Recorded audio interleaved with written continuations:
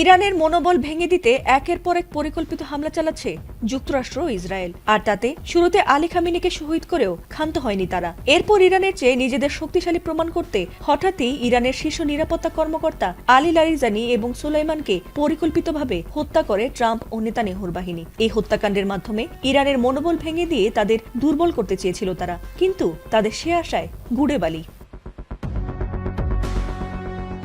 এই হামলার পর আরো দ্বিগুণ প্রতিশোধে যুক্তরাষ্ট্র ইসরায়েলের ওপর হামলা শুরু করেছে সাহসী মুসলিম দেশ ইরান। চলমান যুদ্ধের মধ্যেই ইরানের প্রধান নিরাপত্তা কর্মকর্তা আলী লারিজানি ও সোলাইমানিকে শহীদ করাটা মোটেই মেনে নেয়নি ইরান। ইরানের পররাষ্ট্রমন্ত্রী আব্বাস আরাকচি এ নিয়ে বলেছেন যে ইরানের মনোবল এতটাই ঠুনকো নয় যে কোনো একক নেতা বা কর্মকর্তার হত্যা দেশের ব্যবস্থাকে নাড়িয়ে দিতে পারবে। আর সেই ধারাবাহিকতায় এই দুই শীর্ষ নেতার হত্যার প্রতিশোধ নিতে ইতোমধ্যে ইসরায়েলের রাজধানী তেল আবিব থেকে শুরু করে বেইত শেমস দখলকৃত জেরুসালেমে আঘাত হানে ইরানি বাহিনী। এছাড়াও তাদের গুরুত্বপূর্ণ রেল স্টেশন ও অস্ত্র কারখানাও গুড়িয়ে দেয় তারা।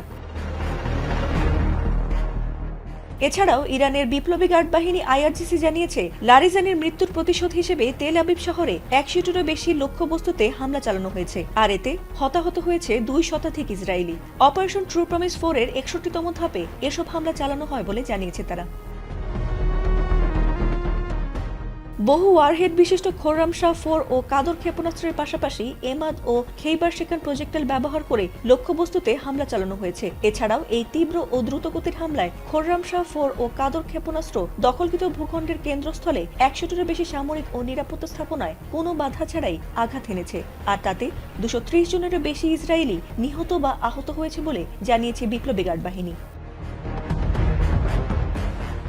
এদিকে ইসরায়েলের রাজধানী তেল আবিব ছাড়াও দখলকৃত নগর আল কুদস, হাইফা বন্দর নগরী, প্রযুক্তি কেন্দ্র বেয়ারশেবা এবং নেগেভ মরুভূমি সহ বিভিন্ন সংবেদনশীল ও কৌশলগত স্থাপনাকে লক্ষ্য করে হামলা চালিয়েছে ইরান। এছাড়াও কাতার, বাহরাইন, সংযুক্ত আরব আমিরাত, কুয়েত ও সৌদি আরবে অবস্থিত মার্কিন সামরিক ঘাঁটিগুলোতেও এই প্রতিশোধমূলক হামলা চালিয়ে যাবে বলে জানিয়েছে আইআরজিসি।